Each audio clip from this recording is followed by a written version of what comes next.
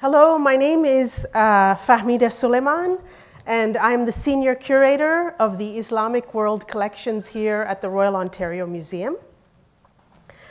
Welcome, one and all, and thank you for joining us at ROM today for this special program connected to our new installation, Picnics and Pastimes, celebrating Middle Eastern food culture and hospitality, food memories and family recipes, and to highlight an important new collection at the ROM called the Widad Qawar Collection of Arab Dress and Heritage Arts.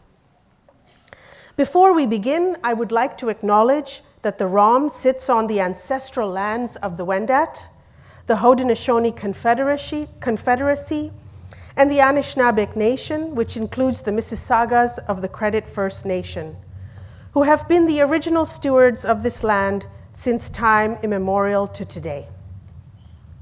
My guest today is Nadeem Mansour, author of the beautifully illustrated cookbook, Thuraya, Recipes from Our Family's Kitchen in Jordan. This is no ordinary cookbook, and it is more accurately described as a culinary memoir, including over 120 recipes passed down from his mother, Thuraya. It testifies the importance of home cooking in cultural heritage and its role in storytelling. Nadeem's cookbook has been shortlisted as a finalist in 3 categories of the prestigious Gourmand World Cookbook Awards, including the categories of the family, the Mediterranean, and the very prestigious Best of the Best prize. So we all have to, send him good vibes and hope that the book wins. Nadeem Mansour is a business professional who has lived on 3 continents. His passion for food has taken him from the towers of Bay Street to the largest food retailer in Canada. Born in Amman, Jordan, Nadeem's upbringing was steeped in the culinary traditions and cultures of the Levant. He learned to cook by watching his mother, Thuraya, tasting, experimenting, and perfecting every dish. He continues to honor his mother and radiate his passion of food by cooking for his friends and family. And we are so fortunate to have him with us today to share this passion. I hope that you have all had really big Sunday brunches, because I guarantee your mouths will be watering from our conversation today. Before I invite Nadeem to the stage to begin our conversation, we want to start by showing you a very short 4-minute video called Thuraya's Story. Oh, sorry about that. Which visually captures the essence of the book.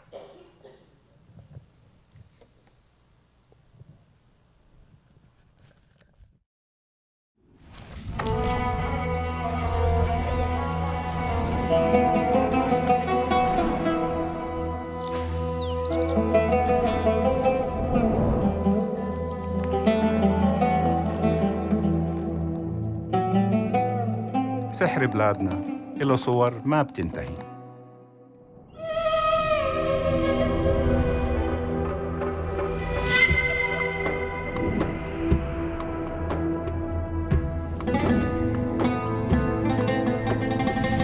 مش بس بتعبر عن مداها وهدايا أرضها، كمان تحكي عن تاريخها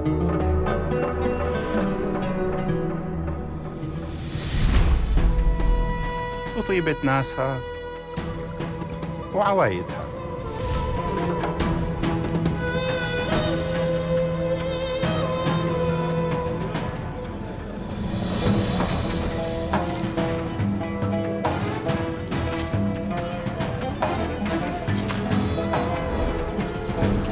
اللي خيرات أرضهم بإيدهم بتصير وصفات ما في زيها. هاي الصور اللي ألهمت رحلتي ورسمت طريقي. الطريق بدت من السلط، مدينة التين والزيتون. منها لاقت ثريا شريك الروح اللي جاي من القدس مدينة السلام ليصنع ذكريات ويترك وجوه في الذاكرة. ورحلتي مثل كل رحلة كان لازم يكون إلها دليل، ومثل ما الناس بيلاقوا طريقهم بنجوم الثريا، ثريا أمي لاقت الطريق لقلوب كل اللي بيعرفوها. تركت ذكريات حفرتها بقلبي، ربيت معها بأحضان الوالدة العتيقة، وعلمتني إنه اللقمة الطيبة بدها لمة حلوة، وعفنجان قهوة بيتشاركوا شو عم بيصير معهم وشو بيتأملوا إنه يصير. من هون صار لرحلتي معنى أكبر، وفتحت عيوني على كنوز أكتر. طريقي صار إله وجهة، ودليلي دخلني لعالم قليل اللي بيعرفوا أسراره، من قلب بيعطيني كل ما عنده، بيوصل حبك لكل اللي حواليك، وبيهديك سعادة بتشوفها بعيونهم، ورضا بتشوفه بضحكاتهم وكلماتهم. خالتي ثريا بتعطي الأكل بجنن. هادي رحلتي، وقصة دليلها ثريا اللي عطتني بحب، مش بس وصفاتها، كمان أحلى ما عندها. اليوم بجمعها بكتاب بعتبره ذكريات أكثر من مجموعة وصفات، وبعزمكم تعيشوها معي بكل أصالة المطبخ المشرقي على سفرة ثريا.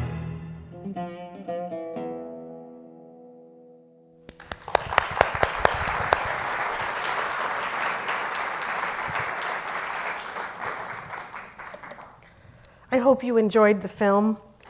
And now, please join me in welcoming Nadim to the stage.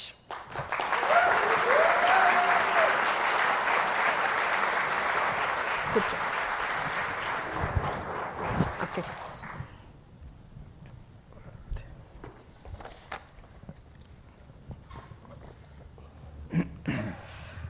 Okay, Nadim, welcome. Welcome to the ROM. Thank you. Thank you.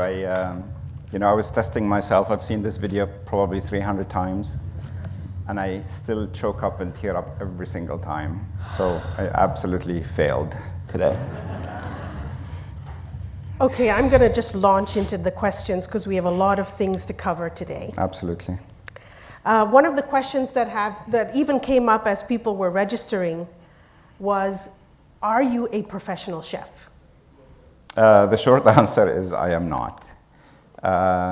Never went to culinary school, never ran a restaurant, but I'm a very passionate cook. I've seen a lot of faces who've had meals at my place. They probably would tell you I cook like a chef.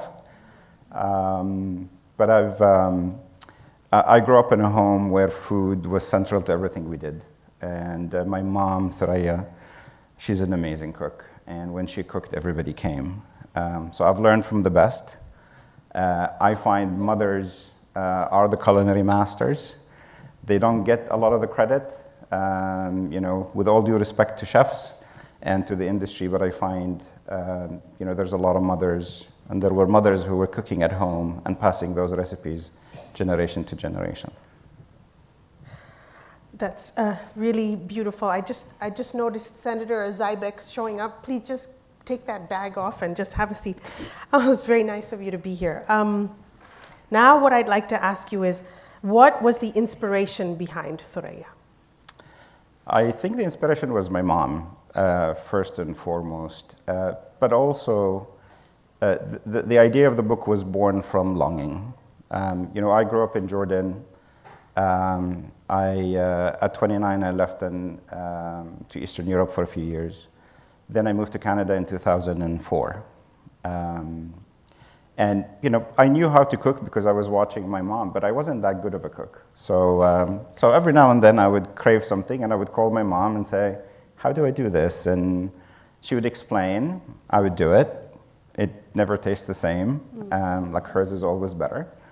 And there's a joke in the family because, you know, when my mom, cooking to her is second nature. So when you say, how do you do this? She's like, oh, a sprinkle of this and a sprinkle of that.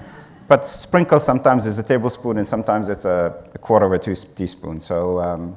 So that's kind of where the idea came from, is I have to write this down. I have to kind of get this right.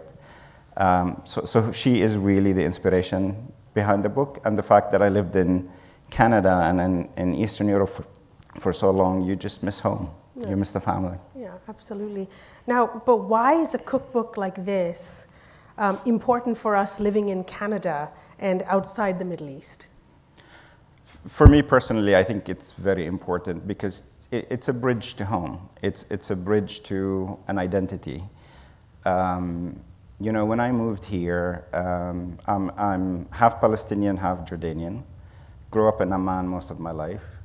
And I came here to a new environment, and I didn't want to lose my identity in the process. I believe I can maintain my identity and adapt to a new environment with a new identity here or a complementary identity. So to me, this was very important. And it's also the idea of preserving kind of all these recipes. You know, this project started with me wanting to preserve it for me, and then my sister, and then from there to the family because my mom is such a good cook. And then we snowballed into, well, why not benefit the whole world? You know, the Levant has a very common kitchen. You know, whether you're in Syria, Lebanon, Palestine, or Jordan, it's a common kitchen. You know, yes, there are some dishes that originated from certain parts of the Levant, but I would say at the end of the day, it is a common kitchen. And it was very important for me to kind of document this and pass it on. So this idea of preservation is very key. It's very central. Absolutely. And I feel, in a way, that is a brilliant segue for us to talk about the ROM's newest acquisition of objects and textiles, which are part of the private collection of Mrs. Widad Kamel Kawar. Now, she's based in Amman in Jordan as well, and was born in 1931 to a Christian family in Palestine. And Widad Kawar made it her life's work to collect, document, and exhibit women's embroidered dress and domestic arts from across the Arab world. In 2022, Widad Kawar decided that the ROM was the worthy museum to house a carefully selected satellite collection of 586 objects and textiles from her collection. She still holds and exhibits the majority of her collection in Amman in her private museum, and has donated significant examples to the Birzeit University Museum in Ramallah and to other institutions in the Middle East. So the majority of the ROM's collection originates from Jordan, from Palestine and Syria, but it also includes incredible objects from Egypt, Iraq, Lebanon, Libya, Morocco, Oman, Saudi Arabia, Sudan, UAE, and the Yemen. Its historical and cultural significance is immeasurable, and the ROM is most fortunate to be able to tell amazing human stories using these objects of daily life.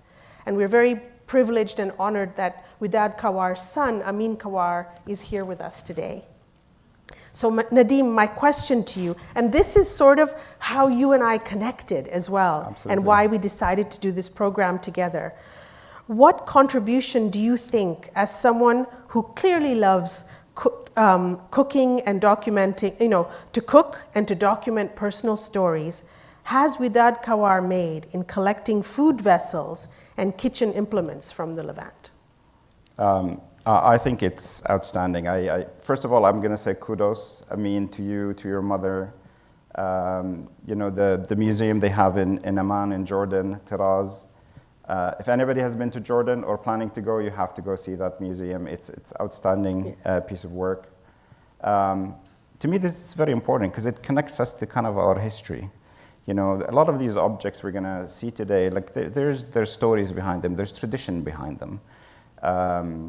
And when I see, and I actually brought one of my own, you can't imagine how heavy this thing is. Yeah. I think it's been in the family probably, I'm going to say 120 years old. maybe. I don't see a kitchen tool. I start thinking and I start imagining, how many hands has held this? How many recipes? The occasions, the stories. In Middle Eastern food, there's this concept of communal everything, from communal bakeries in the old times to communal cooking to, when it's wheat season, there's a community basically sitting down and kind of working. Even when you do celebrations like Easter and Eid and all that, there's a collection of people basically sitting around the table, either basically pinching mamul or so this concept of communal is very imperative to Middle Eastern kitchen.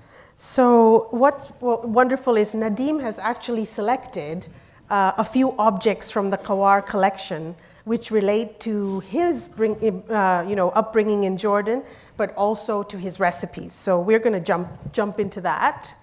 Okay, so artifacts number one. What do baskets like these bring to mind for you? Maybe before I answer this question, just curious, who here has been to the Middle East? Just raise your hand. Oh wow, quite a bit of people. To Jordan? Has anybody been to a food market in the Middle East? Oh. Okay. The reason why I'm asking is like when I think about these and I think about kind of the old times is, and you saw some of the markets actually in the video. So there is one in the old town in Amman and one in As-Salt, a heritage city in Jordan. I see a bustling market, a souk. I see, you're trying to push your way through to kind of get to the ingredients you want. I can see, people talking and haggling is a very, very common thing back home. So to me, I see, people going to the market to buy fresh ingredients. What's really interesting about Middle Eastern food, and I still bewildered today that how that's still the case in some of the areas, is the freshness of the ingredients. I was in Jordan a month ago, and every time my mom wanted fruits and vegetables, and I would go buy the fruits and vegetables, it's 90% of the produce was grown probably 10 kilometers away. So there is no concept of large supermarkets and the food coming from different countries. Most of it is coming from close by. And there's always this joke about, the lamb we eat probably passed one of the pastures by our home at one point. So it's that fresh. Now, what makes Middle Eastern cuisine distinctive from your point of view? Other than the ingredients, because Middle Eastern food, I find it's very seasonal. We're fortunate here in Canada where you can find all fruits and vegetables all year round, but in certain parts of the Middle East, you can find only what's in season. And I find that they taste better. Mm-hmm. There's also this concept of mezze or tapas. It's an amazing event. I find it every single time. It's a collection of small dishes, and it's usually what's in season. Some of them are served hot or cold. Some of them are vegetarian or with meat. But the idea of having this before the main meal, people reaching out and please hand me this and can I have a bite of this? It just kind of encourages togetherness, and there's a sense of community, a sense of kinship in these gatherings. So I find that very, very nice. It's like kinship, sharing, generosity, Absolutely. all of those things. Absolutely. Okay, all right. So we've talked about farm fresh ingredients, small meze style dishes. So I think we're ready to start cooking now, okay? Preferably an appetizer to start us off. So what does this object from the Kawar collection bring to mind? And which recipe from Thuraya would you make using it? So when I look at a pestle and mortar, I think of flavor. It's, again, I use this quite a bit. There's a cooking technique in Middle Eastern culture, and I'm sure it's available in other cultures as well. It's called tashe. Mm-hmm. And tashe, what it is, it's lots of garlic that basically you grind in a pestle and mortar, usually with some fresh herbs, some ground coriander or mint or otherwise. And then you basically fry it in ghee and olive oil, and then you add it to your main dish. And it just adds another dimension of flavor to the food. So you mentioned tashe. Tell us a little bit about this particular herb. So this is a wild oregano. So the recipe I want to share with everyone is a wild oregano. And I'll get to the recipe in a second, but unfortunately this is one of the ingredients you can't find in Canada. So the wild oregano grows usually on hills and mountains in the Middle East. It has a very velvety texture. It has a very sharp taste, very peppery taste. It's not for the faint of heart. Okay. But it's an absolute amazing ingredient, and we use it a lot, I would say, in Middle Eastern cooking. Okay. So the recipe I want to share is a recipe that I initially didn't want to add to the book, but then one day, and I know Walid is here somewhere, we were invited to a barbecue, and Walid is from Lebanon, and he was doing this as an appetizer as we walked in. And it's a lot of oregano in a pestle and mortar with some garlic. I like to put a little bit of serrano with it because I like heat, with lemon juice and a little bit of olive oil, and it's the most amazing, I would say, appetizer. Typically, you would eat it with with the freshest bread that you can find.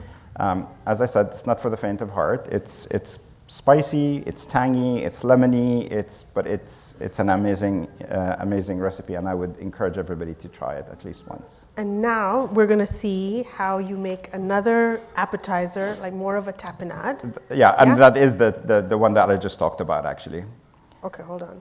This video should work. So the previous video was the tashe. The tashe, yeah. Which is basically the cooking technique, and you can see actually the oregano. You can see the big leaves, very velvety. Obviously some shallots won't hurt. Lots of garlic. We love our garlic. And of course serrano peppers. So I think once you try it, I'm pretty sure that you would want to try it again. Are you getting hungry? I told you were going to get hungry. I warned you. It's not going to stop, by the way. This is going to go on and on. We're going to show you a bunch of videos like this. Oh, wow. So maybe until the video finishes. So this recipe, actually, I've dedicated this recipe to Walid's mom in the book. Is Walid here? I think I saw him. Put your hand up. There he is at the back. Yeah. So thank you, Walid, and thanks to your late mom for reminding us of this recipe. Okay, so we've made the starter. Okay, but what do we eat with it? So can we talk about this intriguing object on the screen? This is a really interesting object to me. So this is a bread stamp. And again, in the old days, not everybody had an oven at home. So there was this idea of communal ovens, where you would bake, you would make the dough at home, and then you would go to the communal oven and bake it. Wow. So one of the ways to know which dough is yours is a bread stamp, but it's also been used also in religious kind of occasions as well. To make a festive kind of To make something festive, yes, okay. Absolutely. All right, so tell me about this object as well. Well, which isn't moving. There. What about this object? So I see a lot of things when I see this straw mat. I see, once the bread, you spread the bread so that it cools down, and then you will put it in something kind of a little bit more kind of smaller. I can also see this on the floor with a mezze and people sitting around it and basically having or enjoying a meal. I forgot to put the diameter, but this is a very large. This is large, absolutely, and it's beautifully dyed straw. Okay, so what are we cooking now? What sort of bread are you gonna? Teach us about So them. again, if I haven't spoken enough about oregano, so it's oregano buns. So typically you would do this as a bread, but like in this video, I'm doing them as buns. I think it's one of my favorite ways to eat bread, to be honest. We use a lot of oregano. Typically you would use fresh. In this recipe, I'm using both fresh and dried. Okay. So just for an added kick. There's a bit of dairy in there so that the bread turns out to be fluffy. Okay. And then obviously olive oil. You know, in the Middle Eastern culture, you can't survive if you can't have olive oil.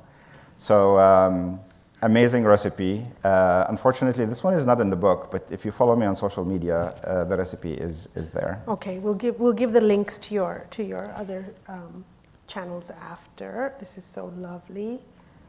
How hard is it to make these things? It's not. You just need patience. It just needs time because it has to rise, and then you have to punch the air out of it, and then it has to rise again. But if you have the patience, it's very worth it. And again, what you're seeing on screen right now is more oregano. This one dried, za'atar. So it's oregano bread, and then we eat it with zaitu za'atar, which is like this za'atar with olive oil. Labane is obviously a very common ingredient in the Middle East, and here I'm doing the tapenade one more time. So oregano bread with tapenade, and then labane, and then za'atar. Okay, so we're really getting full now, right? We've gone from appetizer and we haven't bread, started yet, so but, pace yourself, Famida. Yeah. Oh. You know, folks, as a treat, there are a couple of things in refreshments after this event that are from the recipe book, so hang tight. Oh, that looks so good. Don't you love that I taste the food after every video? Okay, I love this object. I think you do too. I do. A lot of people in the audience will recognize the shape and form of this object, even if they're from South Asia, and also the Middle East. Can you talk a little bit about it from your experience? Absolutely. So this is an ancient lunchbox, essentially. It's called safar tas. Safar in Arabic means travel, and tas means a bowl. And this one in particular has 4 layers, as you can see. And anecdotally, I'll tell you a small kind of a side note, but typically you would have the salad on top, some sort of a stew in the middle, then you have your starch, maybe a burghul or frike or rice, and then at the bottom you would have the dessert. And it's done in a way so that you don't mix the ingredients together. But when I think about this, I think about love and care. Like I'm imagining, you know, a grandma giving this to somebody because they have to travel to go to school. And anecdotally, like a few years ago, before my father passed away, we went to As-Salt, which is one of the heritage cities in Jordan, and you would have seen it in the video, that old house. So when my dad, in 1948, after the Israeli-Arab War, so my dad's family basically moved to As-Salt. They actually lived in that house for 15 years, and then they moved to Amman, and that's where he met my mom, and that's kind of how I am here. And I remember we went with him. After 60 years, he hasn't been, after he left. Wow. And so we went with a few members from the family, and we said, okay, we now saw the house, you know, show us your school. And he's like, okay, well, let's get in the car. And I was like, no, let's just walk. Apparently, the school was 4 kilometers away. Oh, boy. So, and in the old days, they had 2 sessions. They had a morning session and an afternoon session. So imagining my dad, this young boy, has to walk 4 kilometers to get to school, 4 kilometers back, and then do it again in the afternoon. So 16 kilometers a day. Like he didn't have this, but it was before his time. But this would be an example of why you would need something like this. Well, what's interesting is it really is an ancient form of lunchbox, because the one on the screen, unfortunately, the ROM doesn't have it, the British Museum does, but this is a very old lunchbox made in Egypt during the Mamluk period. and it dates from the 1400s to the 1500s, and it has a beautiful poem on it. Do you feel that it's common that Arabic vessels have inscriptions, maybe poetry or blessings? Absolutely. Yeah, Absolutely. even today? I haven't really seen an object like this recently, but I would say most of them would have some sort of either a blessing or maybe a quote from the Quran or something that says Sahtain wa afiya, or absolutely. Yeah. And this really feels like a safar tas, because the It does. lid, I feel like you can take it apart and it becomes the bowl, the Yes, plate absolutely. in which you eat your food. Yes. Okay, so we've enjoyed our appetizer and our bread. Now, what are you going to cook for the main dish for us? So this is probably one of my favorite dishes. It's also the simplest thing to make. It's called galayat bandora, a tomato stew. What's really interesting about the tomatoes we use back home is we call it bandora ba'al. Ba'al basically means that when it's planted, they only water it the first week. And then it relies completely on the climate, on whether it basically rains or not. So the tomato has a very intense taste. So this is a common person's meal. It's very few ingredients, as you can see. Olive oil, lots of garlic and serrano. And you want the oil to kind of absorb some of that flavor. Then you pour in all the chopped tomatoes, and then salt and pepper and nothing else. So it's a delicious stew. It's one of the King of Jordan's favorite meals. He's often quoted saying that this is one of his favorite meals. And typically you would eat it with shrak bread, but you can also have it with rice or burghul as well. Now, if I were vegetarian, vegan, I could still make this stew. This would be vegan. I mean, in this video I made it with meat and without, but typically it's done without. Okay, great. All right, let's, mouths watering. Nadeem gets to eat I haven't again. had lunch. Yeah. All right.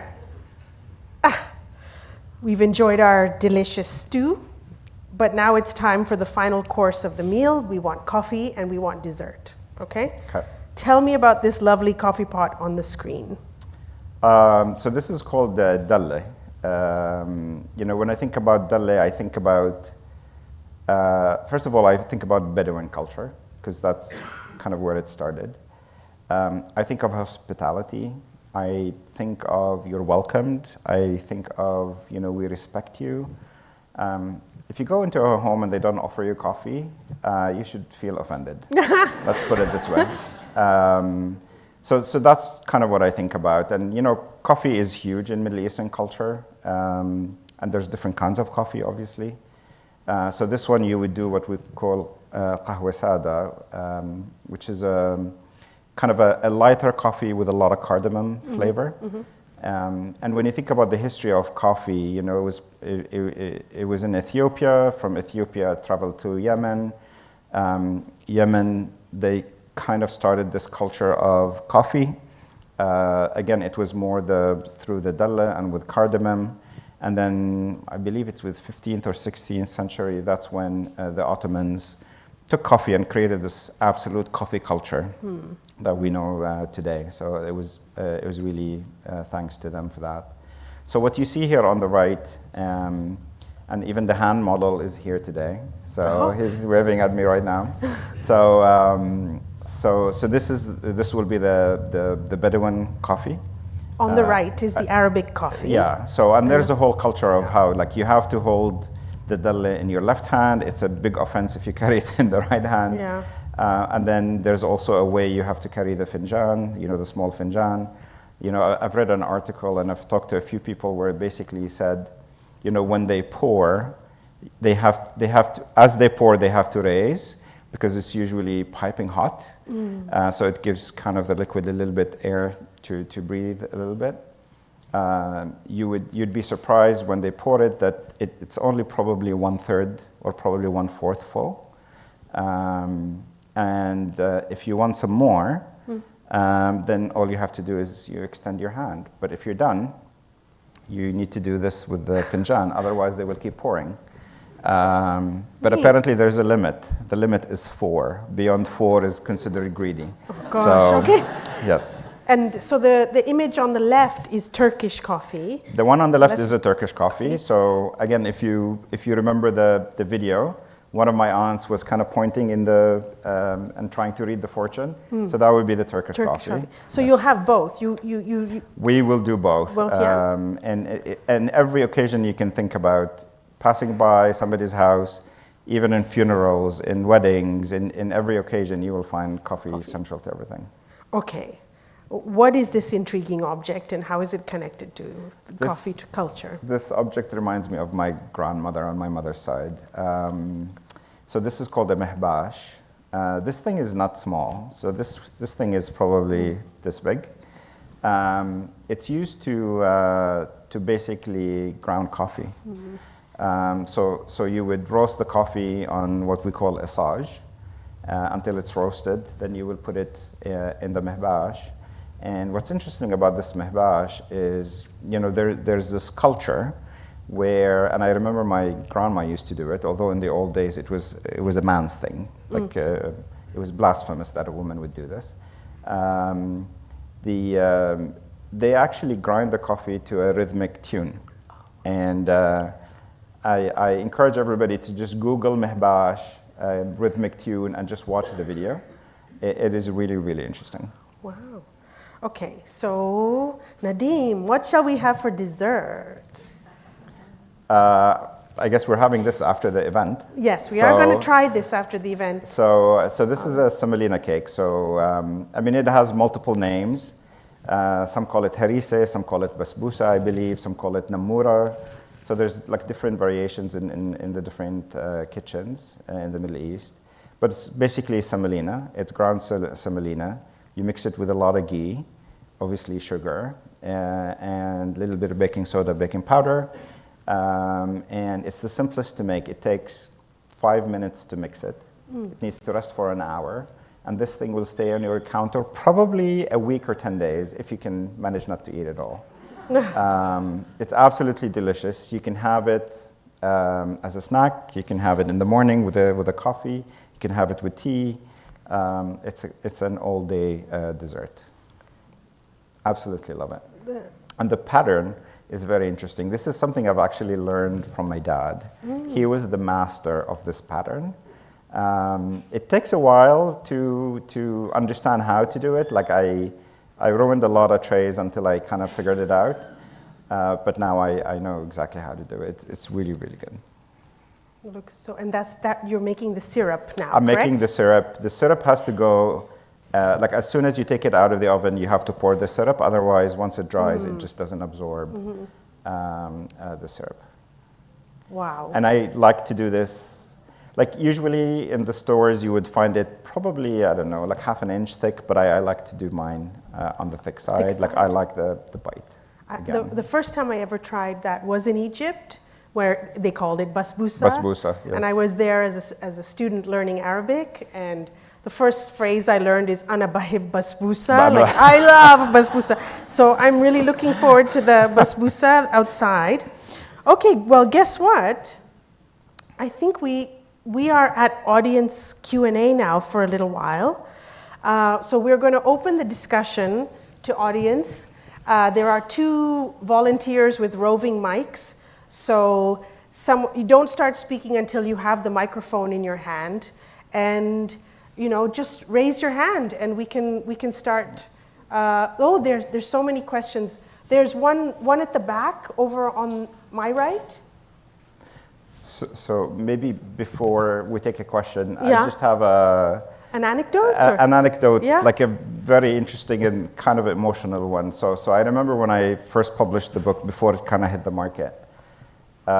One of the very first few people who bought the book was Adam, who was sitting here. I don't see him anymore. We worked together, and he bought 6 books, and he said, "I'm going to give one to this lady that I know."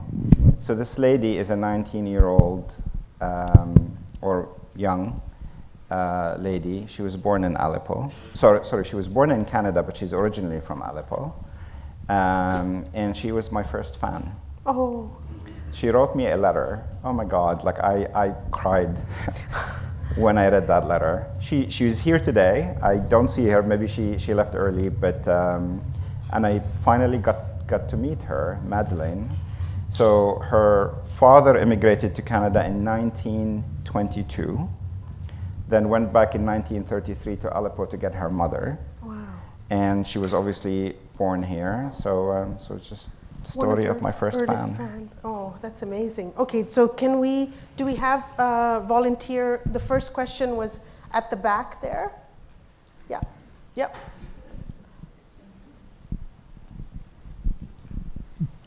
Hello.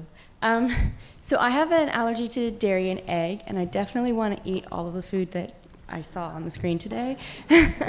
But have you tried it with any alternatives for people with allergies or intolerances? So dairy Yes. and egg. Yeah, so for dairy, it's very easy. You can use a coconut yogurt instead. One of my good friends, Animona, she's vegan, so she's always kind of trying to convert me. So so I've done it with coconut yogurt. It works. It's not the same texture, but I think the flavor is still the same. Are there any questions over on this side that we can? Oh yes, right there. Hi, Nadim. You based this book on your mother, recipes, you named it after your mother. What was her reaction when this came out? Well, after the crying and all that stuff, I think she really liked the fact that I named it after her. And you know, a lot of people initially didn't want me to call it Thuraya because, you know, like nobody knows what a Thuraya is. You know, in the Middle East, we know it's a name. And kind of a side note, in the Middle East, every name actually has a meaning. So Thuraya in Arabic means the constellation, the stars.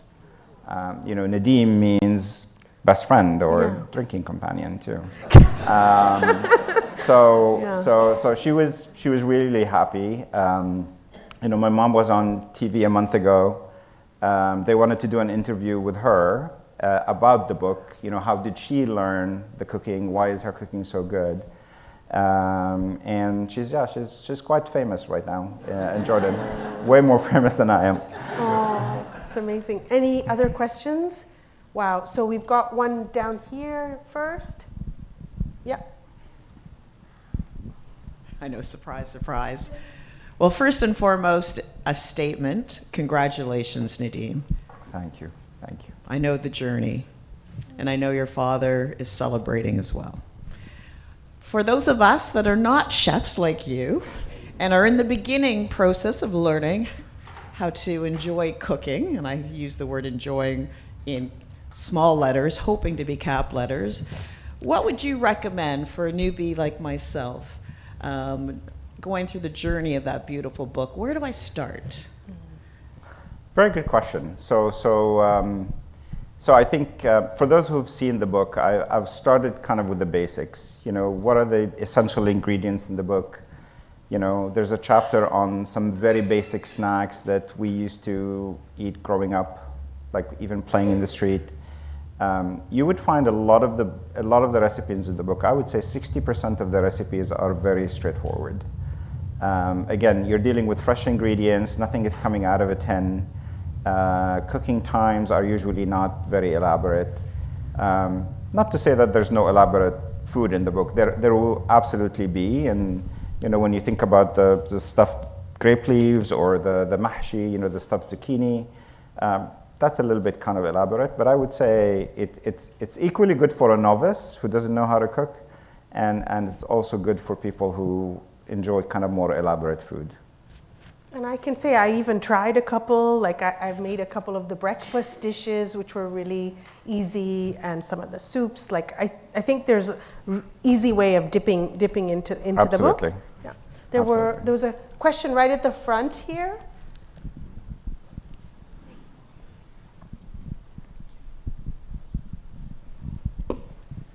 Congratulations. I you. bought your book. It's absolutely gorgeous.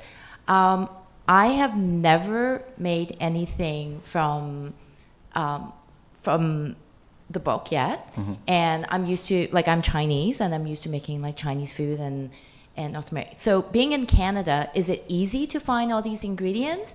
And if I'm going to prepare one dish to wow my husband, which one would you suggest? So tell me a little bit more about your husband first.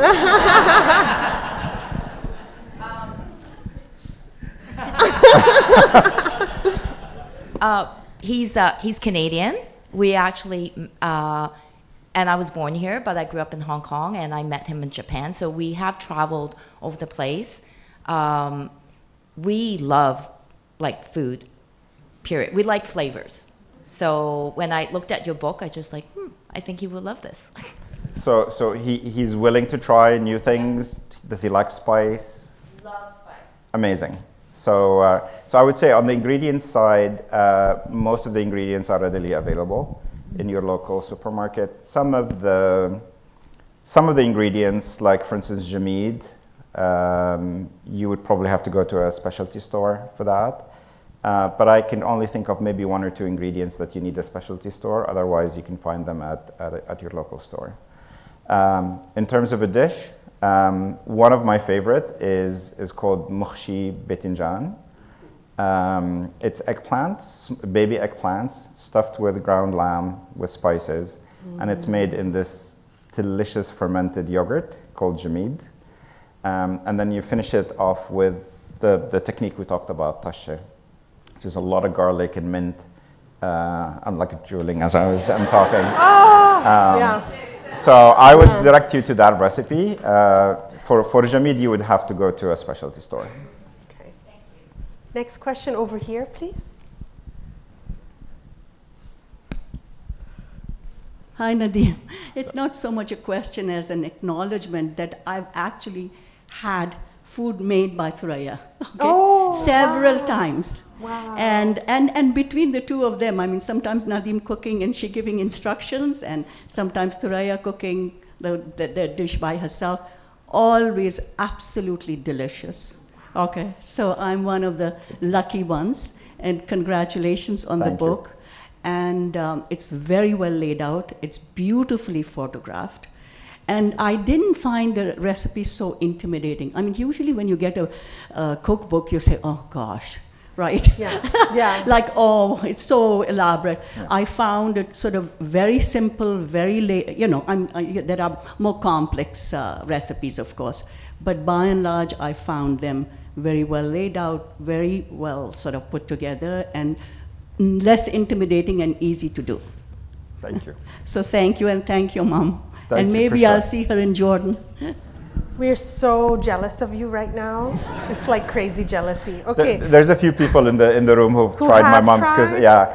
Put your hand up if you tried my mother's cooking. Oh no, look at that. There's like maybe 8 or 9 people, yeah. I think we should fly her into the ROM next time. Okay, next question, anybody? Oh, there's one right at the back. If you can grab that one over on the left. Thank you. So I have a bit of an art background, and if I remember my studies, it was mostly, a lot of Middle Eastern art is very geographic. Representational art is very haram, we don't do that. Do you find that some of that perhaps more influenced the way that the cooking was made? I'm thinking to my own culture, which is like, all right, we have a chicken, we boil it, congratulations. And of course, Middle Eastern dishes, they're so full of vibrancy and so many spices and different flavors. Do you think that perhaps there was a desire to express themselves, perhaps something other than a square? That's a good question, actually. And I think Middle Eastern cuisine is kind of interesting because, it's one kitchen, but also there's a lot of variations, and depending on where you are. The Syrian kitchen has had a huge impact on, I would say, on the cooking in the Middle East. Lebanese kitchen as well, like it's a great kitchen. The Palestinian kitchen as well. So I would say it's kind of a one kitchen with variations, and at the end of the day, it's what your palate really needs. And also, depending on where you are, if you're living in a very hilly, mountainous area, the ingredients also may be slightly different than if you were in other areas of the Middle East. So for sure, there is this variation, and also the palate can be slightly different as well.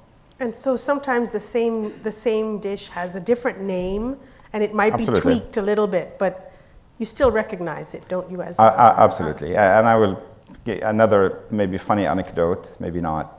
But I remember when I started my social media channel, you know, one of my mother's favorite dishes is kubbe bisaniya, which is kubbe is made in a pan and then it's baked and had this beautiful pattern. And I remember when I first posted it on social media, I think it got maybe 14 or 15,000 likes. Whoa.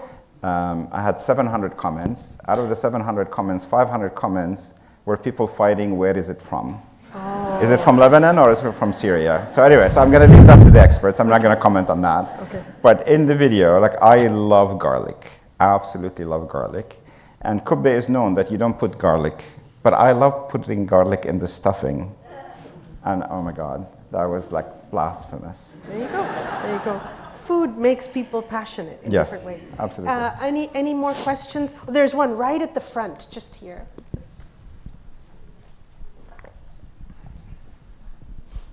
Hi. What are your thoughts on the label of superfood? And do you utilize any superfoods in your recipes? Interesting question. I don't know if we have any superfoods. Is olive oil considered a superfood? You know, my friends always are surprised of how much olive oil I use at home. You know, my mom lives alone in Jordan right now, and I think she consumes probably 3 gallons of olive oil a year. So I would say probably olive oil is the superfood for me. And za'atar. Za'atar for sure. Absolutely, yeah. Like if you had a superhero from the Middle East, he'd be called Za'atar Man. Yeah. Za'atar Man, absolutely. Yeah. Any other questions? Oh, there's one here. Nadim, you mentioned that your mother doesn't think in terms of like specific measurements because these recipes are so familiar to her. So I was just curious, like how, when you were trying to nail down the recipe for the rest of us, like did you work with her? Did you just watch her doing things? Did you say, Mom, like, you got to give me some more specifics here. Like, Yes. what did you do to tease that out of her? Also a good question. And by the way, this is the Adam I was referring to when he was outside the room. So we just mentioned you and Madeleine, and I believe she had to leave. Yes. So I struggled with this, to be honest, in the beginning, because as I said, it's so intuitive to my mom to cook. Initially, I wanted this to be a surprise to my mom, this whole project. I wanted to do the writing myself, the photography myself, the design myself. It was a bit of an ambitious project, but then I quickly realized that I cannot. So to go back to your question, I eventually told her that I'm doing this, and I kind of forced her to sit down and just to write the recipes, and then we would try them together. And even when we would do that together, she would still say a sprinkle of. And I would say, okay, Mom, like how much in a measure, in a spoon measure? And like she just doesn't think this way. It was a pain point for me working with her on that. I can tell you that. So how long? When did the idea first dawn on you to make it, and then how long did it actually take to turn into this beautiful? So I started working on this probably 11 years ago. 11 years. 11 years ago. This is when I had this ambitious ideas of doing everything myself. I would say seriously probably the last 4 or 5 years.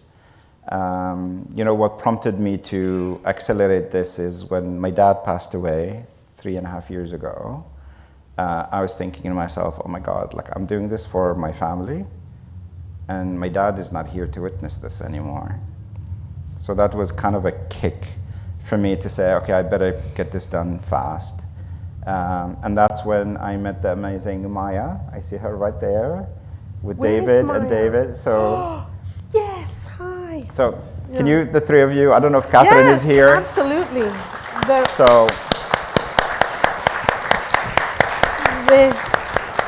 So this is the fabulous team that made translated kind of my vision of the book into what it is today.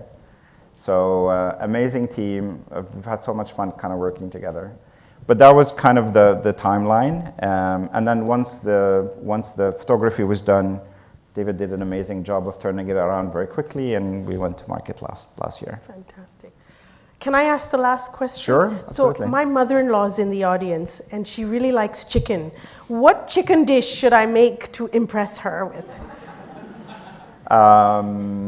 Does she like onion? Yeah, she loves onion, right, Ma? Yeah. Okay, so then it's easy. I would do a Palestinian dish called مسخن. Thank you. Oh. It's very simple. You just need a lot of onion, and you need sumac and salt and some good bread. It's absolutely delicious. Okay, fantastic. That's the next thing I'm going to cook from there. Awesome. Okay, so. Am I invited? Yeah. Oh, absolutely. Why not? Okay, we could go on and on, but I think people want to try some of the, Sure. the two dishes that we have out there, and we have books. If you haven't bought a book yet, you can buy it outside. If you've brought your own book, that Nadim is going to be signing in a little while.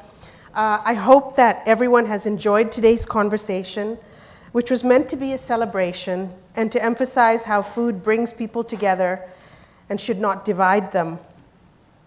The objects you saw and the stories we shared are from a part of the world that is currently suffering great loss and pain. In moments like these, we are reminded of the importance of the work that museums do, protecting the past and preserving heritage, fostering understanding, conversation, and compassion. These are values that the work of Nadim Mansour, Widad Kawar, and the ROM are uniquely positioned to uphold. Nadim, do you have any wish to share any final thoughts before we close? I just want to say thank you to everybody who's worked with me on this. The dream team here, a lot of my friends that I pestered. I had to make a lot of decisions as I was doing this book, and I wasn't always sure what the right answer was. So I pestered a lot of people, and they gave me counsel. So thank you for everybody. Obviously, a big thank to my mother for this. I wish she was with us today, but maybe for the next time. Next time. I would like to thank Nadim for his passionate presentation. I'd like to thank Erin Kerr, who single-handedly organized the event for us. I'd like to thank Seth Power, who made sure that all the tech ran really smoothly today. I'd like to thank you, the audience, for coming on a Sunday, joining us, and for your engaging questions. I hope you've got the QR code and his website, because that's where you'll find his Nadim's videos, some more recipes, and Absolutely. if you decide not to buy the book today, you can still buy it through the website. Okay, we have what are the two things that we're serving out there now from the cookbook? So we're serving the semolina cake. Yes. So the harissa or the basbousa. And we're also serving our version, a Middle Eastern version of butter cookies. It's called the gharaibeh. And it does have nuts, I believe. It has it pistachio. might have a pistachio, yeah. So if you have an allergy, please avoid it. But otherwise, please enjoy. Enjoy, that's wonderful. And if you're in the mood, please go up to the first floor. You just take the stairs up to the ground floor and go and see the installation, Picnics and Pastimes. It's related to 17th century Safavid Iran, and it's all about picnics, music, food, drink. And I wanted to thank you personally from all the ROM for coming all this way, and I hope you have a wonderful afternoon. Thank you so much. Thank you. Thank you. Thank you.